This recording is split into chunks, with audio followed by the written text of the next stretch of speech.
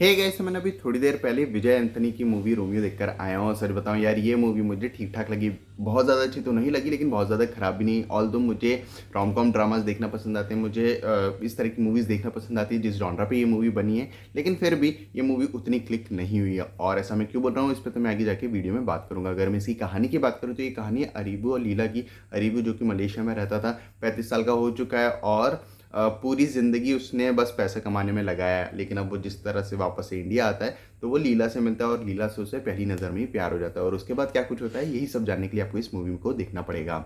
अगर मैं इसके स्क्रीन प्ले की बात करूँ तो पर्सनली मुझे इस मूवी का स्क्रीन प्ले कुछ खास पसंद नहीं आया है, क्योंकि जिस तरह से मूवी स्टार्ट होती है अपनी पूरी सिचुएशन को स्टैब्लिश करती है, हमें कैरेक्टर्स के साथ इंट्रोड्यूस कराया जाता है, बताया जाता है ये लड़का किस तरह का है, किस तरह के बैकग्राउंड से आ रहा है, क्या कुछ इसने अपनी ज़िंदगी भर करा है और अब क्या कुछ करना चाहता है। वो सारी चीज़ें बस ठीक ठाक ही हैं। फिर जिस तरह से हमें लीला के कैरेक्टर के साथ मिलाया जाता है वो काफ़ी ज़्यादा इंटरेस्टिंग था। मतलब जिस तरह से स्टार्टिंग का कॉन्फ्लिक्ट दिखाया जाता है कि उसके घर वाले क्या समझते हैं, वो चेन्नई में एग्जैक्टली क्या कर रही है, क्या कुछ चल रहा है, वो सारी चीज़ें इंटरेस्टिंग लगती है। लेकिन फिर जिस तरह से मूवी आगे बढ़ती है, अपनी पूरी सिचुएशन को एक्सप्लोर करती है, वो सारी चीज़ें पर्सनली मुझे कुछ खास पसंद नहीं आई है, क्योंकि उन सारी चीज़ों को इतनी ज़्यादा अच्छे से लिखा और डेवलप नहीं किया गया था कि जिसके कारण हम इस मूवी में पूरी तरह से इन्वेस्ट रहे हैं और जो कुछ भी स्क्रीन पर चल रहा है उसे इंजॉय कर पाएँ, जो कि काफ़ी बुरी बात है। यहाँ तक बात है कैरेक्टर डेवलपमेंट और कैरेक्टर्स के पीछे डायनामिक्स की। कैरेक्टर्स को मेरे ख्याल से थोड़ा और अच्छे से डेवलप किया जा सकता था, क्योंकि कैरेक्टर्स में अच्छी खासी जान थी अगर आप ऑन पेपर इन कैरेक्टर्स को देखो तो। लेकिन जो एग्जीक्यूशन है वो थोड़ा वीक रह गया। जो कैरेक्टर्स के पीछे डायनामिक्स है वो भी मेरे ख्याल से थोड़े और इंटरेस्टिंग हो सकते थे।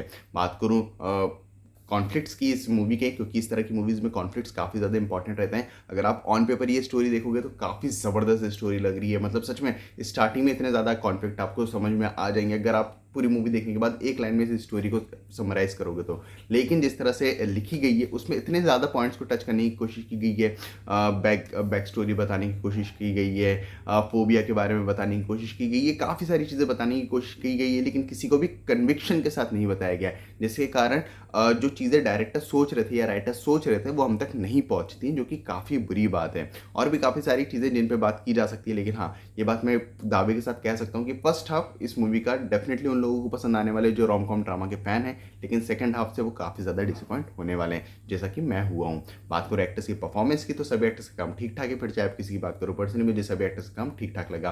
बात करो डायरेक्शन और एडिटिंग की तो डायरेक्शन बिलो एवरेज है, मेरे ख्याल से काफ़ी ज़्यादा बेहतर होना चाहिए था, लेकिन ओवरऑल उनका काम बिलो एवरेज ही रह गया है। जो एडिटिंग है वो भी मेरे ख्याल से थोड़ी और बेटर हो सकती थी। बात करो प्रोडक्शन क्वालिटी की तो वो ठीक ठाक ही है। तो ओवरऑल मुझे तो पर्सनली ये मूवी कुछ खास पसंद नहीं आई है। डेफिनेटली अगर आप एक रोम कॉम ड्रामा देखना चाहते हो, आप लोग एक फैमिली के साथ कोई मूवी देखना चाहते हो जिसमें आपको ज़्यादा दिमाग लगाने की ज़रूरत ना पड़े, तो आप ये मूवी चेकआउट कर सकते हो। लेकिन पर्सनली मैं तो ये इस मूवी को रिकमेंड नहीं कर पाऊंगा।